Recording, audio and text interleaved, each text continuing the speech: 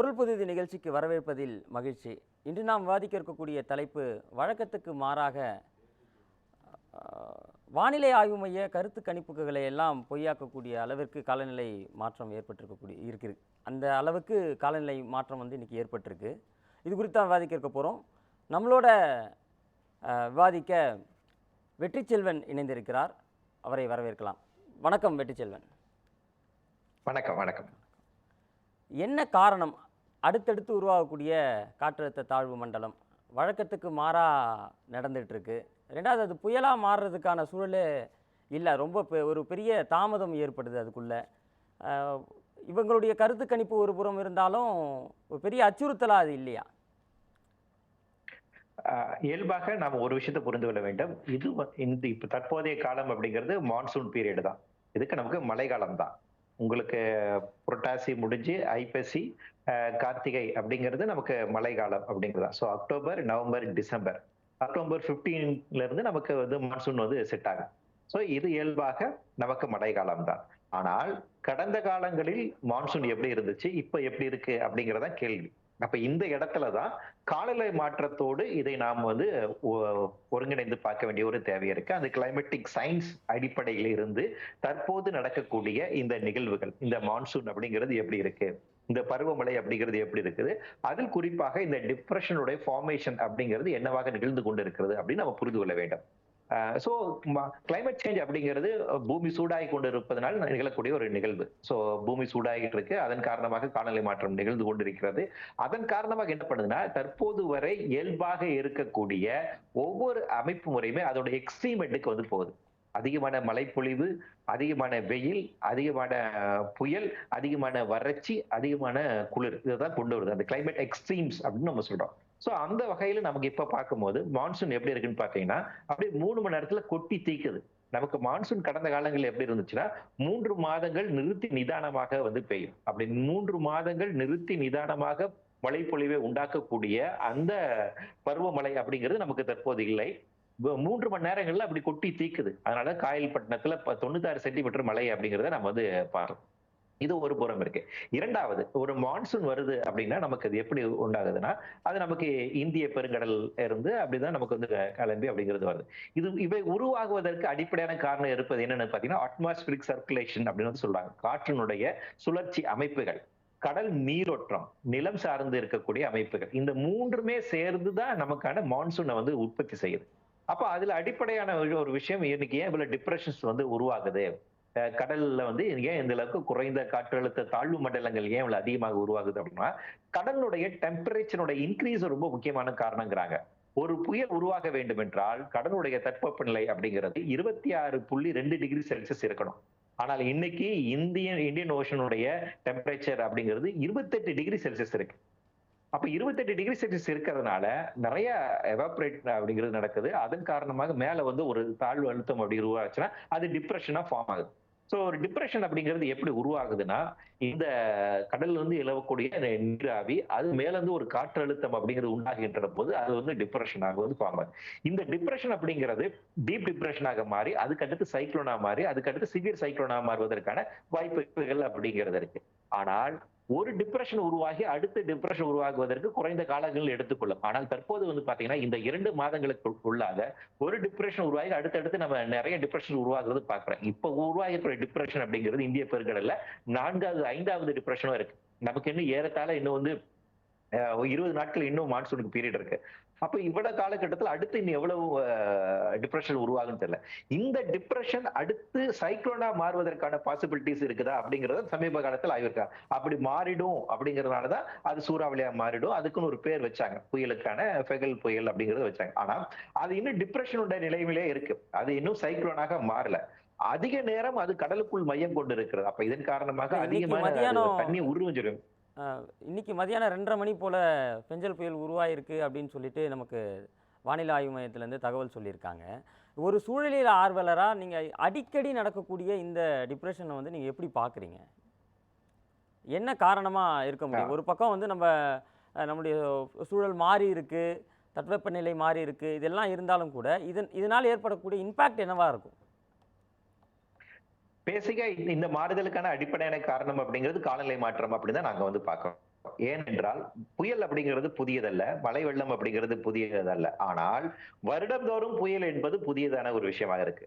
வருடந்தோறும் மழை வெள்ளம் அப்படிங்கிறது புதியதாக இருக்கின்றது. முன்னாடி 30 வருஷத்துக்கு ஒரு வாட்டி இந்த மாரி மழை வெள்ள பாதிப்பு வரும். அல்லது 100 வருடத்துக்கு ஒரு வாட்டி, 50 வருடத்துக்கு ஒரு வாட்டி அப்படிங்கிற பாதிப்பு தான் இருக்கு. ஆனால் தற்போது நிகழக்கூடிய நிகழ்வுகள் அப்படிங்கிறது என்னன்னா, ஒரு டிசாஸ்டருக்கும் இன்னொரு டிசாஸ்டருக்கும் அதுக்கான ஃப்ரீக்வென்சி வந்து அதிகமாயிருக்கு. ஒரு டிசாஸ்டருக்கும் இன்னொரு டிசாஸ்டருக்குமான இன்டென்சிட்டி வந்து அதிகமாயிருக்கு. ஒரு டிசாஸ்டருக்கும் இன்னொரு டிசாஸ்டருக்குமான இடைவெளி அப்படிங்கிறது குறைந்திருக்கு. சோ இந்த ஃப்ரீக்வென்சி அண்ட் இன்டென்சிட்டி இன்க்ரீஸ் ஆயிருக்கீங்களா? இது காலநிலை மாற்றத்தினுடைய ஒரு பாதிப்பு அப்படின்னு தான் பார்க்கிறோம். இது உலக அளவில் இருக்கக்கூடிய எல்லா அறிவியலாளர்களும் இதான் சொல்றாங்க. சோ இன்று மாறி வருகின்ற சூழல் அப்படிங்கிறது காலநிலை மாற்றத்தின் காரணமாக நிகழக்கூடிய இந்த பாதிப்பு அப்படிங்கிறது அதிகரிச்சிருக்கு அப்படிங்கிறத நாங்க பார்க்கிறோம். இப்போ டெல்டா மாவட்டங்கள்ல இந்த பெங்கல் புயலால் அதிக பாதிப்பு ஏற்படும் அப்படின்னு சொல்லப்படுது. அதே சமயம் 2050 அதாவது அடுத்த காலகட்டங்களை நோக்கி நம்ம போகும்போது இன்னைக்கு கூடிய காலநிலை மாற்றத்துல சென்னை உட்பட டெல்டா மாவட்டங்கள் பெரிய அளவுல பாதிக்கப்படும் அப்படின்ற ஒரு ஆய்வு கூட நமக்கு சொல்லப்படுது. இதை எப்படி பார்க்குறீங்க? அதாவது உலகெங்கிலுமே வந்து டெல்டா வந்துட்டு ரொம்ப என்விரான்மெண்டலி ப்ரோன் ஏரியாஸ்னு சொல்லுவாங்க. ரொம்ப ரிஸ்க் ஏரியாஸ்னு சொல்றாங்க. ஏன்னா டெல்டாவினுடைய பாதிப்பு அதிகம். அது சுந்தர்பன் டெல்டாவாக இருக்கட்டும், கிருஷ்ணா கோதாவரி டெல்டாவாக இருக்கட்டும், காவிரி டெல்டாவாக இருக்கட்டும். காலநிலை மாற்றத்தின் காரணமாக கடுமையான நெருக்கடிக்கு உள்ளாக்கக்கூடிய ஒரு பகுதியாக சொல்றாங்க. குறிப்பாக நாகப்பட்டினம் அப்படிங்கிறது ரொம்ப வல்னரபிளாக இருக்கு அப்படின்னு வந்து சொல்றாங்க. கடல் மட்ட உயர்வு ஒரு பிரச்சனை, சீ ஃபிளட்டிங் இரண்டாவதான பிரச்சனை, சீ எரோஷன் மூணாவதாக இருக்கக்கூடிய பிரச்சனை, ஓஷன் அசிடிபிகேஷன் நான்காவதாக இருக்கக்கூடிய பிரச்சனை, மெரின் ஹீட் வேவ்ஸ் ஐந்தாவதாக இருக்கக்கூடிய பிரச்சனை. இப்ப கடலோர பகுதிகளில் இந்தந்த பிரச்சனைகள் வந்து அதிகமாக இருக்கு அப்படிங்கிறதுனால கடலோர மாவட்டங்களுக்கு இயல்பா இந்த பிரச்சனை அதிகமா இருக்கு. அதுவும் குறிப்பாக டெல்டாவில் இந்த பிரச்சனை இன்னும் அதிகமாகவே இருக்கு. சோ டெல்டாவில் ஆல்ரெடி நம்ம வந்து நிலத்தடி நீர் அதிகமாக உறிஞ்சி எடுக்கிறோம். அதனால உண்டாக்கூடிய பாதிப்பு, அதனால கடல் நீர் உள்ள நிலத்தடி நீருக்காக உள்ள வருவதற்கான ஆபத்து அப்படிங்கிறதுக்கு ஃப்ரெஷ் வாட்டர்ஸ் அப்படிங்கிறது சால்டிபிகேஷன் ஆகிறதுக்கு கிரவுண்ட் வாட்டர், அதாவது நிலத்தடி நீர் என்பது உப்புமயமாவதற்கான ஆபத்து அப்படிங்கிறதற்கு சில பகுதிகளில் டெல்டா வந்துட்டு சம்மர்ஜ் ஆயிட்டு இருக்கிறாங்க. டெல்டா இஸ் சிங்கிங், அப்படி டெல்டா வந்து அமிங்கிட்டு இருக்கு. அதுல நாகப்பட்டினம் அப்படிங்கிறது ரொம்ப வர்ணபிளாக இருக்கு. அது தமிழக அரசாங்கம் வெளியிட்டு உள்ள வர்னபிலிட்டி அசஸ்மெண்ட் ரிப்போர்ட்டாக இருந்தாலும் சரி, ஒன்றிய அரசாங்கம் வெளியிட்டக்கூடிய வர்னபிலிட்டி அசஸ்மெண்ட் ரொம்ப வர்னபிளாக இருக்கக்கூடிய கோஸ்டல் ரீஜன் அப்படின்னு பாத்தீங்கன்னா நாகப்பட்டினம் வருது. அப்ப டெல்டா உண்மையிலே ரொம்ப அதிக பாதிப்புக்கு உள்ளாகக்கூடிய ஒரு பகுதியாக இருக்கும். எதிர்காலத்தில் இந்த பாதிப்புகள் இன்னும் அதிகரிக்கும். இல்ல இந்த காலநிலை மாற்றம் குறித்து நம்ம இது உலகளவில பேசக்கூடிய ஒரு பிரச்சனையா இருக்கு. குறிப்பா தமிழ்நாட்டை எடுத்துக்கிட்டா நாகப்பட்டினத்தை குறிப்பிட்டு சொல்றீங்க. நாகப்பட்டினம், டெல்டா மாவட்டங்கள்ல இந்த அளவுக்கு பாதிப்பு இருக்கும் அப்படின்னு சொல்லிட்டு சொல்றீங்க. தமிழ்நாடு அரசு சார்பா அல்லது வந்து அங்க இருக்கக்கூடிய பாதுகாப்பு கட்டமைப்பு இப்ப எப்படி இருக்கு? வலுவா இருக்கா? அல்லது வலுப்படுத்த வேண்டிய தேவை நமக்கு இருக்கா? பாதுகாப்பு அப்படிங்கிறது எப்படின்னா, இப்ப காலநிலை மாற்றம் அப்படிங்கிறது ஒரு ரீஜன்ல இருந்துட்டு நீங்க எதிர்கொள்ள முடியாது. ரீஜனல் வைஸ் நம்ம என்ன பண்ணலாம் அப்படின்னா, நம்மளோட இயற்கை அங்கங்களாக இருக்கக்கூடிய நேச்சுரல் எக்கோசிஸ்டம் இருக்கு இல்லைங்களா? அது சதுப்பு நிலங்களாக இருக்கலாம், காடுகளாக இருக்கலாம், அலையாத்தி காடுகளாக இருக்கலாம். இந்த மாதிரி இருக்கக்கூடிய இயற்கை அமைப்புகளை எந்த அளவுக்கு பாதுகாக்க செய்ய போகிறோம் அப்படிங்கிறது நடைபெறும். இது நம்ம லோக்கலாக செய்ய வேண்டியது. உலக அளவில் நாம் செய்ய வேண்டியது என்னன்னா, எமிஷன்ஸை வந்து கண்ட்ரோல் பண்றது. நிலக்கரியில இருந்தும் பெட்ரோலியம் பொருளில் இருந்து நம்ம முற்றிலுமாக வெளியேற வேண்டும். 2050ஆம் ஆண்டுக்குள்ளாக வெளியேற வேண்டும். இது வந்து உலக அளவில் இருக்கக்கூடிய ஒரு இது. இதற்கு என்ன செயல்பாடுகள்? அப்போ ஒன்றிய அரசாங்கம் சில திட்டங்களை அறிவித்திருக்காங்க, மாநில அரசாங்கம் சில திட்டங்களை அறிவிச்சிருக்காங்க. மாநில அரசாங்கத்தை பொறுத்த வரைக்கும் இப்ப நான் ஃபர்ஸ்ட் வரலாற்றிலே முதல் முறையாக காலநிலை மாற்றத்துக்கான தனி அமைச்சகம் உருவாக்கப்பட்டு அதுக்குன்னு ஒரு தனி அமைச்சர் நம்ம வச்சிருக்கோம். காலநிலை மாற்றத்திற்காக தனியாக ஒரு டைரக்டர் வந்து அப்பாயின்ட் பண்ணியிருக்காங்க, ஒரு ஐஏஎஸ் தலைமையில. கிளைமேட் மிஷன், கிரீன் மிஷன் அப்படின்னு அறிவிச்சிருக்கோம். சோ கொள்கை அளவுல, இன்ஃப்ராஸ்ட்ரக்சர் அளவுல, பாலிசி லெவல்ல நம்ம நிறைய மாற்றங்களை கொண்டு வருவோம், முன்னெடுப்புகளை செஞ்சிருக்கோம். கிரீன் கம்பெனின்னு கொண்டு வந்திருக்கோம். ஆனால் செயல்பாட்டு தளத்தில், அதாவது மிட்டிகேட்டிவ் ஸ்டெப்ஸ், அங்க அப்ப கடலோரத்துல ப்ரொடெக்ட் பண்றது, இந்த வர்னபிலிட்டியை வந்து அசஸ் பண்ணி அதன் ரீதியாக என்ன மாதிரி விதமான பாதுகாப்பு நடவடிக்கை மேற்கொள்ள வேண்டும் என்றதுக்கான ஆக்ஷன் பிளான்ஸ், அந்த ஆக்ஷன் பிளான்ஸை நம்ம இப்பதான் ரெடி பண்ணிட்டு இருக்கோம். சோ இது எல்லாமே வந்து பாத்தீங்கன்னா நான் சொல்லக்கூடிய விஷயங்கள் எல்லாமே பாலிசி லெவல் இருக்கக்கூடியதான். இம்ப்ளிமெண்டேஷன்ஸ் இப்பதான் ஆரம்பிச்சிருக்கோம். ஆனால் காலநிலை மாற்றம் வந்து நம்மளோட ரொம்ப வேகமா செயல்பட்டு இருக்கு. சோ இந்த இந்த வேகம் பத்தாது, இன்னும் நாம ரொம்ப வேகமாக செயல்பட வேண்டிய ஒரு தேவை இருக்குது. ஒவ்வொரு ரீஜனுக்குமான வர்னபிலிட்டி அசஸ் பண்ணி, அந்த வர்னபிலிட்டி அசஸ்மெண்ட்ல இருந்து மக்களை யார் ரொம்ப பாதிப்படைப்பாங்க. இப்போ வந்து காலநிலை மாற்றம் உங்களுக்கு ஒரு பாதிப்பை உண்டாக்கலாம், எனக்கு ஒரு பாதிப்பை உண்டாக்கலாம். பெண்களுக்கும் குழந்தைகளுக்கும் முதியோர்களுக்கும் வேறு விதமான பாதிப்பை உண்டாக்கலாம். மீனவர்களுக்கு வேறு விதமான பாதிப்புகளை உண்டாக்கலாம். விவசாயிகளுக்கு வேறு விதமான பாதிப்புகளை உண்டாக்கலாம். உடல் உழைப்பாளிகளுக்கு வேறு விதமான பாதிப்புகளை உண்டாக்கலாம். பழங்குடிகளுக்கு வேறு விதமான பாதிப்புகளை உண்டாக்கலாம். கடல் சார்ந்திருக்கக்கூடிய பகுதியில் இருக்கக்கூடிய மக்களுக்கு வேறு பாதிப்புகளை உண்டாக்கலாம். காடு சார்ந்திருக்கக்கூடிய பகுதி மக்களுக்கு வேறு விதமான பாதிப்பை உண்டாக்கலாம். அப்போ எந்த பகுதியில எந்த மாதிரி பிரச்சனை உண்டாவதற்கான வாய்ப்பு இருக்கு? காலநிலை மாற்றத்தின் காரணமாக எந்த பகுதியில என்ன மாதிரி வல்னரபிலிட்டி பிரச்சனை வரும் அப்படிங்கிறத அசஸ் பண்ணி அதன் அடிப்படையில இருந்து பாதுகாப்பு நடவடிக்கை நீங்க உறுதி செய்யணும். சோ நம்ம கிட்ட இப்ப வல்னரபிலிட்டி அசஸ்மெண்ட் ரைட் இப்ப பண்ணிருக்காங்க. அதன் அடிப்படையில இருந்து பாதுகாப்பு நடவடிக்கை. அப்ப பாதுகாப்பு நடவடிக்கை அப்படிங்கிறது என்னன்னா, ஃபர்ஸ்ட் எச்சரிக்கை ஏர்லி வார்னிங் சிஸ்டத்தை நீங்க இது பண்ணணும். ஏர்லி வார்னிங் சிஸ்டத்தை நாம இன்னும் போதுமானதாக இல்லை. இப்பவே நமக்கு துல்லியமாக இதை கணித்து இது இப்படித்தான் செல்லும். ஓரளவுக்கு, அதாவது 100% அக்யூரேட்டா நீங்க வந்துட்டு வெதர் ப்ரெடிக்ட் பண்ண முடியாது. ஆனா 60 to 80% ஓரளவுக்கு நீங்க ப்ரெடிக்ட் பண்ண முடியும். அந்த அளவுக்கான ஒரு ஏர்லி வார்னிங் சிஸ்டத்தை நம்ம கொண்டு வந்துட்டோமா அப்படின்னு கேட்டீங்கன்னா அது கிடையாது. அப்ப ஏர்லி வார்னிங் சிஸ்டத்தை வந்து இம்ப்ரூவைஸ் பண்ணணும். ஏர்லி வார்னிங் கிடைச்சதுக்கு அப்புறம் அதுக்கப்புறம் துறை ரீதியாக நடவடிக்கை மேற்கொள்வதற்கான அமைப்புகளை வந்து நம்ம வந்து உருவாக்கணும். அப்ப நம்மளை பொறுத்த வரைக்கும் ஒரு மழை வெள்ள பாதிப்புனா, மழை வந்ததுக்கு போனதுக்கு அப்புறம், புயல் வந்து போனதுக்கு அப்புறம் அவங்களுக்கு நிவாரணம் கொடுப்பது அப்படிதான் யோசிக்கிறோமே இல்லையா? அதற்கு முன்பாக அந்த மக்களை பாதுகாப்பாக நம்ம எப்படி வந்து வைத்திருப்பது, அவரோட வாழ்வுரிமை எப்படி வந்து உறுதி செய்வது, பாதிப்புகளை எப்படி குறைப்பது அப்படிங்கிற நடவடிக்கை. அப்ப அதற்கான நகர கட்டமைப்பை வந்து நம்ம உருவாக்கணும். அப்ப டெல்டா பகுதியில கிளைமேட் ரெசிலியன்ட் சார்ந்து இருக்கக்கூடிய, காலநிலை மாற்ற பாதிப்பு இல்லாத இருக்கக்கூடிய அளவிலான கட்டுமானங்கள், நகர கட்டமைப்பு, நகர வடிவமைப்பு, அதற்கான சாலைகளை உருவாக்குவது, அதுக்கான மின்சாரங்களை திட்டங்களை இப்ப கடலோர மாவட்டங்கள் நாம சொல்லக்கூடிய முன்னுக்கூட ஒரு பேசிக்கான விஷயம் என்னன்னா, எலக்ட்ரிசிட்டியை வந்து அண்டர்லைன்ல கொண்டு போங்கிறான். ம். நம்ம எப்படி இங்க சென்னையில வந்துட்டு நிலத்துக்கு கீழாக வந்துட்டு கொண்டு போறோமோ அதே போல கடலோர பகுதிகளில் எலக்ட்ரிசிட்டியை வந்து, அப்ப அந்த மாதிரி புயல் பாதிப்பு போது நீங்க எலக்ட்ரிசிட்டி ஆஃப் பண்ணி வச்சுக்கலாம். அப்புறம் கடந்து போனதுக்கு அப்புறம் திருப்பி கொண்டு வந்துடலாம். கஜா புயலின் போது மின்சாரம் பாதிக்கப்பட்டு ஏறத்தாழ 3 மாதங்களுக்கு கழித்து தான் நமக்கு மின்சாரத்தை வந்துட்டு திருப்பி கொண்டு வர முடிஞ்சது. அந்த மாதிரி இருக்கு. அப்போ ஒவ்வொரு பகுதிகளிலுமே எப்படியான இந்த இன்ஃப்ராஸ்ட்ரக்சர் சேஞ்சஸ் எப்படி கொண்டு வரலாம், எந்த அமைப்பு முறையை வந்து நம்ம இன்னும் வலுப்படுத்தலாம், எப்படி மக்களுக்கு நம்ம ஏர்லி வார்னிங் கொண்டு வரலாம், அவங்க ஆர்கனைஸ்டா உள்ளாட்சி அமைப்புகளோட இதை எப்படி செயல்படுத்த முடியும், உள்ளாட்சி அமைப்புகளை இன்னும் எப்படி இதுல எக்யூப் பண்ண முடியும் அப்படிங்கிற செயல் திட்டங்களா வேணும். சோ இந்த செயல் திட்டங்கள்லாம் தற்போது போதுமானதாக இல்லை. இவை எல்லாம் எதிர்காலத்தில் நிச்சயமா முன்னெடுக்க வேண்டிய ஒரு திட்டங்கள். இதன் மூலமாக தான் நம்ம வந்து ஒரு பகுதியை வந்து பாதுகாப்பை வந்து உறுதி செய்ய முடியும். தொடர்ந்து பேசலாம் வெற்றிச்செல்வன். ஒரு சிறிய இடைவேளைக்கு பிறகு பொருள் புதிய நிகழ்ச்சி தொடரும்.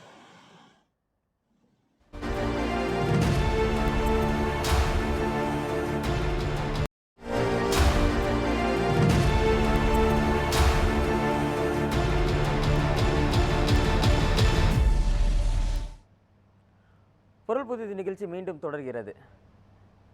வெற்றி, 2050 காலகட்டங்களில், அதாவது இனி வரக்கூடிய காலகட்டங்கள், இந்த காலநிலை மாற்றத்தினால் ஏற்படக்கூடிய பாதிப்புகள் எந்த அளவுக்கு இருக்கும் அப்படின்னு நீங்க நினைக்கிறீங்க? அதாவது இப்ப நாம இருக்கிறது வந்து நியூ நார்மல் அப்படிங்கிற சொல்லாங்க. Above normal, the above normal is the new normal. அதாவது புதிய இயல்பை நோக்கி நகர்ந்து கொண்டு இருக்கிறோம். இந்த இயல்பு அப்படிங்கிறது இதோட முற்றுப்பெறுமா அப்படின்னு கேட்டீங்கன்னா கிடையாது. இப்போ நம்ம இந்த நவம்பர் மாசம் இந்த அளவுக்கு குளிர் அப்படிங்கிறது முன்னாடி சென்னையில இருந்தது கிடையாது. டிசம்பர்ல தான் நமக்கு இந்த குளிர் இருக்கும். ஆனா நவம்பர்ல நம்ம இவ்வளவு குளிர் அப்படிங்கறத வந்து பாக்குறோம். குளிர்காலத்துக்கு முன்னாடி நமக்கு வந்து மார்கழி தான் குளிர் வரணும் இல்லைங்களா? அதுக்கு முன்னாடி வந்து கார்த்திகையில குளிர் இருக்கும். ஆனா இப்ப கடுமையான குளிர் இருக்குது. சோ அப்போ இந்த மாற்றங்களை இது எதிர்காலத்தில் நடக்கும். ஒரு ஆய்வறிக்கை என்ன சொல்லுது அப்படின்னா, 2030ஆம் ஆண்டுக்கு பின்பாக இந்தியாவில் வெயிலுடைய தன்மை எந்த அளவுக்கு இருக்குன்னா அன்லிவபிள் கண்டிஷனுக்கு வந்து போகுங்கிறாங்க. நம்ம வந்து மழை, புயல் இதை மட்டும்தான் வந்து கருத்தில் கொள்றோம் காலநிலை மாற்ற பிரச்சனை. ஆனா நமக்கு முக்கியமான பிரச்சனையாக இருக்க போவது என்னதுன்னு பாத்தீங்கன்னா வெயில் தான். இனிமேல் வருஷத்துல 10 மாசம் நமக்கு வந்துட்டு வெயில் இருக்கும். அந்த வெயில் ரொம்ப கடுமையானதாக இருக்கும். தற்போது சென்னையோட ஆம்பியன்ட் டெம்பரேச்சர் 36ல இருந்து 40 டிகிரி செல்சியஸ். ஆனால் எதிர்காலத்தில் அது 40க்கு மேல அதிகரிப்பதற்கான வாய்ப்பு இருக்கு. அப்ப 40க்கு மேல போகுது அப்படின்னா காலையில 8 மணிக்கு 36 டிகிரி செல்சியஸ் வெயில் இருக்கும். 12 மணிக்கு எவ்வளவு இருக்கும் அவ்வளவு இருக்கும். 12 மணிக்கு வந்து 40, 42 போகணும். மனிதன் வந்து வெயில்ல இருப்பதே கடினமாகாது. 2 மணி நேரம் 3 மணி நேரம் தொடர்ச்சியா வெயில்ல எக்ஸ்போர் ஆகுது அப்படின்னா மனிதன் மரித்து விடுவதற்கான வாய்ப்பு இருக்கு. இப்ப அந்த மாதிரி மரணங்கள் நம்ம இப்பவே பாக்குறோம். ஏர் ஷோல மரணங்கள் பார்த்தோம். எலெக்ஷன் நடந்த போது வந்து ஒரு 33 எலெக்ஷன் ஆபீசர் இறந்து போனதை பார்த்தோம் போன மே மாசத்துல. அந்த மாதிரி நிகழ்வுகள். அப்ப இந்தியாவில் வெயில் மிகப்பெரிய சவாலாக இருக்கு. ஏனென்றால் தற்போது கடந்த 150 வருடங்கள்ல பூமியுடைய சராசரி வெப்பநிலை அப்படிங்கிறது 1 டிகிரி செல்சியஸ் இன்க்ரீஸ் ஆயிருக்கு. எதிர்காலத்தில் அது 2 டிகிரி செல்சியஸ் அளவுக்கு உயரலாம் அப்படிங்கிறாங்க. இது எப்படிப்பட்ட உயர்வு அப்படின்னா கடந்த 8 லட்சம் வருடங்களில் மனித இனம் பார்த்திராத அளவுக்கான ஒரு உயர்வு.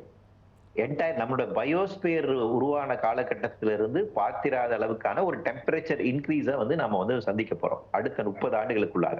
அப்படி இருக்கின்ற போது வெயில் தன்னுடைய எக்ஸ்ட்ரீம் தன்மையில இருக்கும்.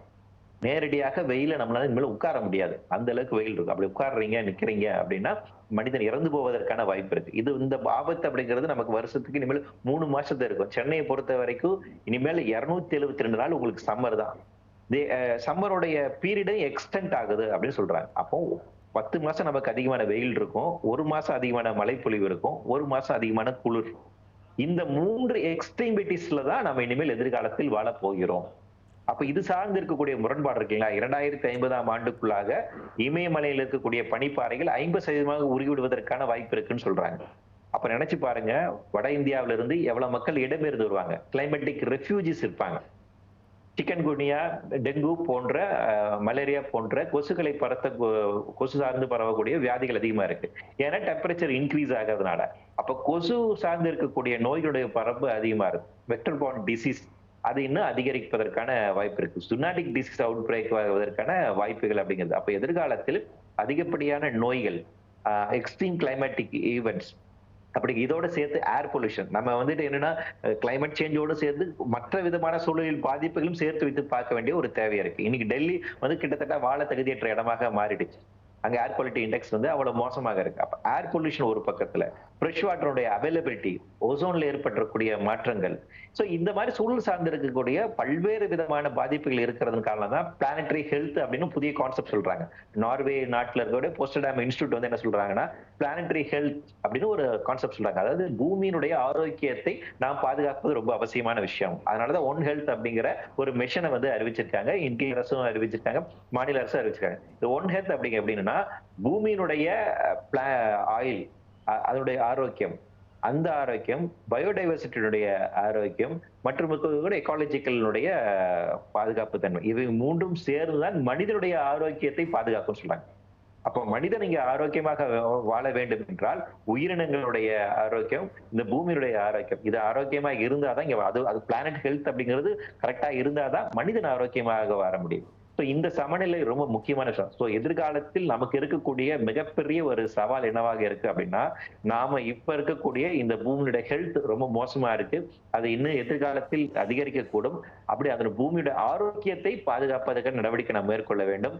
இல்லை என்றால் மனித இனம் வாழ்வது என்பது மிக சவாலானதாக இருக்கும். இல்ல குறிப்பா சென்னை இடத்த வந்து குறிப்பிட்டு சொல்றீங்க. நீண்ட நாட்களாவே பூவுலகின் நண்பர்கள் இணையதள பக்கத்தில் கூட சென்னைக்கு ஏற்படக்கூடிய பாதிப்புகள் குறித்து நிறைய கட்டுரைகளை வந்து எழுதிட்டு இருக்கீங்க. இப்போ சென்னையில் வந்து அதுக்கான முன்னேற்பாடுகள் இருக்கா? அதுக்கான தீவிரத்தன்மை அரசு எடுத்திருக்கா? தொடர்ந்து வந்து செய்தியாளர்கள் கேட்கும் பொழுதெல்லாம் தமிழ்நாடு அரசு சார்பாக எல்லா முன்னெச்சரிக்கை நடவடிக்கைகளும் எடுக்கப்பட்டிருக்கு அப்படின்ற ஒரு பதில் சொல்லப்படுது. ஆனால் நீங்கள் ஒவ்வொரு மழையிலையும் சென்னை ஏதோ ஒரு வகையில் பாதிக்கப்படுது இல்லையா? அது முன்னெச்சரிக்கை நடவடிக்கை அப்படிங்கிறது நிர்வாக ரீதியாக எடுத்திருக்கக்கூடிய நடவடிக்கையை தான் அவங்க சொல்றாங்க. சரி, இந்த இடத்துல தண்ணி நிற்கும், அதனால நாங்க மோட்டர் ஏற்பாடு பண்றோம், போட்டு ஏற்பாடு பண்றோம், இங்க இருக்க மக்களை வெளியே கொண்டு வருவதற்கான வாய்ப்பு இருக்கு அப்படின்னு அந்த தற்காலிகம் சார்ந்து இருக்கக்கூடிய தீர்வுகள் இருக்கு இல்லையா, அதற்கான நடவடிக்கைகள் அப்படின்னு தான் சொல்றாங்க. அது அல்ல, இப்ப சென்னைக்கான கிளைமேட் ஆக்ஷன் பிளான் அப்படிங்கிறது வெளியிடப்பட்டுள்ளது. சோ அப்ப அந்த சென்னை வந்து காலநிலை மாற்ற பாதிப்பு இல்லாத ஒரு நகரமாக மாற்றுவது எப்படி அப்படின்னா சென்னையினுடைய கிரீன் கவரை நீங்க இன்க்ரீஸ் பண்ணணும். சென்னையினுடைய பசுமை சார்ந்திருக்கக்கூடிய நிலப்பரப்பை அதிகப்படுத்த வேண்டிய ஒரு தேவை இருக்கு. சென்னையில் எஞ்சி இருக்கக்கூடிய நீர்நிலைகளை பாதுகாக்க வேண்டிய ஒரு தேவை இருக்கு. சென்னையில் எஞ்சி இருக்கக்கூடிய காடுகளை பாதுகாக்க வேண்டிய ஒரு தேவை இருக்கு. எங்க மக்களை வந்து நம்ம குடியமர்த்தலாம், எங்க குடியேறக்கூடாது, எந்த மாதிரி இண்டஸ்ட்ரியை நம்ம அலோவ் பண்ணலாம். ரெட் கேட்டகரி இண்டஸ்ட்ரீஸ் அதிகமா இருக்கு. இப்போ வட சென்னையில புதுசா அடுத்து ஒரு தெர்மல் பவர் ஸ்டேஷன் கொண்டு வருவதற்கான கருத்து கேட்பு கூட்டம் அடுத்த மாசம் நடக்க போகுது. அது வந்து பூமி சூடாகுவதற்கு காரணமாக இருக்கு. தெர்மல் பவர் ஸ்டேஷன் அப்படிங்கிறது நம்ம உலகங்களுக்கு தெர்மல் பவர் ஸ்டேஷன் இழுத்து மூடிட்டு வர்றோம். நாம அடுத்து புதுசா கொண்டு போறதுக்கு ஒரு எக்ஸ்பான்ஷனுக்காக அடுத்து நினைக்கிறோம். அப்போ வட சென்னையில ஏற்கனவே அதிகமான ரெட் கேட்டகரி இண்டஸ்ட்ரீஸ் இருக்கு, புதுசா ஒரு ரெட் கேட்டகரி இண்டஸ்ட்ரீஸ் கொண்டு வராங்க. அப்ப இது எல்லாமே நேரடியாக காலநிலை மாற்றத்தை அதிகரிக்கக்கூடிய ஒரு செயல்பாடு. அப்ப இந்த செயல்பாடுகளை நம்ம குறைக்கணும். அதுதான் வந்துட்டு நமக்கு சென்னை பாதுகாப்பதற்கான முன்னெடுக்கை. சென்னை இருந்து வந்து பாத்தீங்கன்னா சென்னையுடைய டென்சிட்டி, பாப்புலேஷன் டென்சிட்டி 1 சதுர கிலோமீட்டர்ல 18,000 பேர் இருக்காங்க சென்னை. அப்ப இவ்வளவு திக் பாப்புலேஷன் உள்ள ஒரு இடத்துல எப்படி நீங்க வந்து சஸ்டைனபிள் பண்றது? அப்போ ஒரு சென்னை சஸ்டைனபிளா இருக்கணும் அப்படின்னா சென்னைக்கான அவுட்டர் ஸ்பேஸ். அப்ப சென்னை வந்து 5 சதுப்பு நிலங்களும் 3 நதிகளும் இருக்கக்கூடிய ஒரு அழகான இடம். அப்ப இவற்றை பாதுகாக்க வேண்டும். அப்பதான் சென்னை வந்து வாழக்கூடிய ஒரு இடம். அந்த முன்னெடுப்புக்கு நாம் செய்யலாமா? அது அரசு